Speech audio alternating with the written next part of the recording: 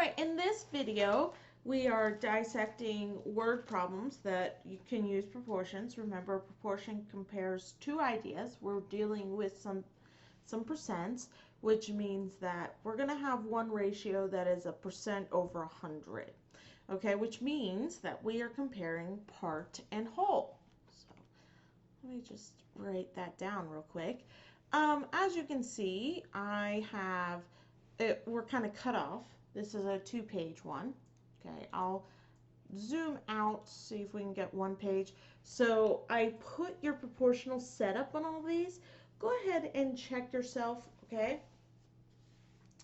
Pause and check yourself, and then let's see, do we have any on the next page? No, this is all of it. So go ahead, pause, check yourself. When you come back, we'll look at it. All right, I'm going to assume that you paused and you've checked yourself, and now you're ready to do some work. So let's go ahead and zoom in and do this. All right, so a family spends $450 every month on food. If the family's income is $1,800 a month, what is the percent of the income spent on food? Well, we know that we're looking for a percent, and a percent is always at 100. So we're looking for the percent part, but we know the percent total is 100. We also know the total family income is 1,800, and the part that is spent on food of that money is 450. This is our part. This is our total. All right, to get this unknown by itself, I'm going to switch it to an x. I got to multiply 100 to both sides of the equation. That means putting a 1 underneath it over here. These two cancel. That's going to give me 45,000 over 1,800. Now I'm going to teach you guys a little trick. To make your division a little bit quicker, you can cancel out 1 0 from the top and the bottom. And then since there's a second 0 on both top and bottom, we can cancel those out. I can't cancel this next 0 because there's not another one down here. So then I'm actually only doing 450 and 18. It just makes things easier. All right, so what am I going to do? Let's see if it can go in 3 times. That's a 24, 3, 4, 5. Oh, too high. So let's go down to 2. That's 16 and 3. I guess that'll have to do.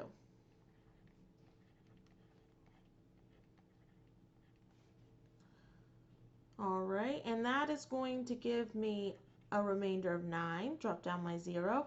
How many times do we think that 18 can go into that? I'm going to try out 5. I mean, why not? We can try out whatever we want. Oh my goodness, look, it goes in exactly 90 times. So the answer is 25%. A quarter of our budget is spent on food. All right, how much acetic acid is in 5 liters? That's a total. That's a total amount of liquid container that is mixed 60% acetic acid. This is the part of the percent. Okay, now this one says how much is the water? So this is a little bit different, okay, because this was the percent of acetic acid. Well, if 60% is acetic acid, then we can assume 40% is water. It's the dilution of the substance. So instead of doing a 60 over 100, we're going to do 40 over 100. And over here, I know the total amount of liquid. It's 5 liters. I do not know how much is water. Okay? So to get this by itself, I'm going to multiply 5 on both sides. That's going to give me 200 over 100. And I can do that little cancel trick. 1 divided into 2 is 2 liters. So the answer is 2 liters for number 2. A farmer owns 28 acres of land. Of the 28 acres, only 65% can be farmed. How many acres are available for farming? Okay, so this is comparable to this. This is how much can be farmed. I want to know how much to farm. So I don't have to change my fraction this time. I have the total amount of acres and I have the part of the percent. I do not know, however, how much can be farmed, except for that it's 65%. And percents are always over 100. So to get the x by itself, I'm going to multiply both sides by the 28. If I do that math, let me do it real quick. Let me grab a calculator real quick. All right, that's 65 times 28. Try to do it on a piece of paper. Keep those multiplication skills ready. I just don't want this to be an hour-long video. Oh, one too many zeros. Sorry, I got a little excited. Over 100. Well, I can cancel out 1 0 on top and bottom. So now it's 182 divided by 10. It's going to be 1 time. And that's going to be 8 times. And then I have to put a decimal point so I can drop down a 0. That's going to be 2 times. 18.2 acres are available for farming. Of the 420 students, so remember we said that was a word of total. So of this total amount of students, which are 420, enrolled in basic math, only 30, this is a part of the full 100%, are first year students. How many are first year students? So I don't know the part that are first year over the total of 420, and the percentage is 30 over 100. Okay, now I need to multiply both sides by 420. All right, and I can cancel, so that's actually 3 times 420. All right, which is 0.612 over 10. And we should know that dividing 10 moves that decimal one place.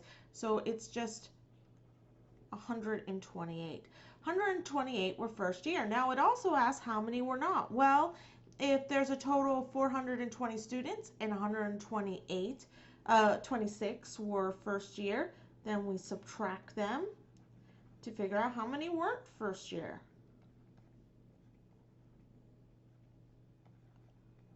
And that's 294. All right, suppose 60% of a graduating class in a certain high school goes to college.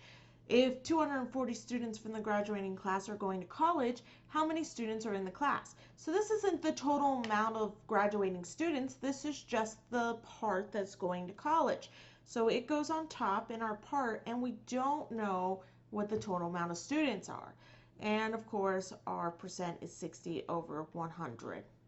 All right. So I got a flip-flop because my variable is in the wrong place. And I have to multiply both sides by 240 to get that x by itself.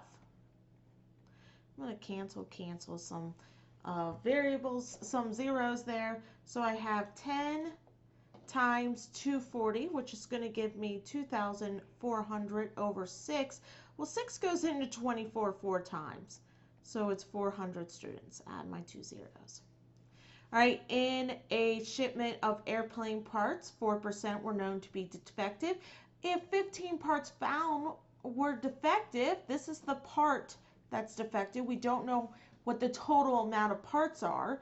How many parts are in the shipment?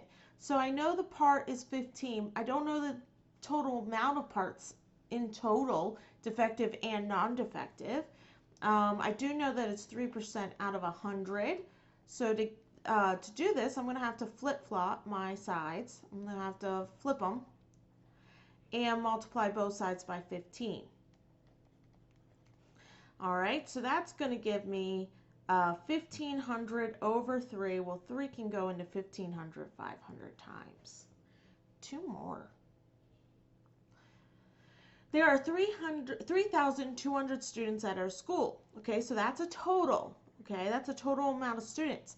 If 52% of them are males, how many males are enrolled at our school? I don't know how many males. That's what I need to know. But I do know the total amount of students, I know the total percent, which is 100, and I know the part that corresponds with the males in the school, and that's 52. To get that x by itself, I have to multiply both sides by 3,200, and that means I want to do this in a calculator real quick. So 52 times 3,200 is going to give me a very big number.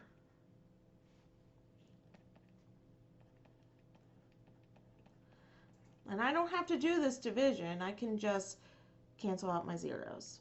And the answer is 1,664 are males. All right, 75%. And that makes some sense, okay? Because that's right around half of the students, right? Half of the students, if I rounded it down to 3,000, would be about 15,000. So this is a little bit higher, we're a little bit higher than the half. All right, 75% of students in chemistry have had algebra. If there are 300 students in chemistry, that's a total, not the part that have taken algebra, how many have taken algebra. So this is how I would set it up, exactly how it says it here. The 300 were my total. Here's my percent. And I would multiply both sides by 300. Cancel, cancel, leaving me with x. So 75 times 300 is 22,500. Now I need to divide that by 100, which is going to give me 250. Makes sense because 75%, that's a pretty high percentage. Most of the students in this class have taken algebra, which is what 225 reflects. All right, keep doing this. Let me know if you have any problems, and I'll see you in the next class.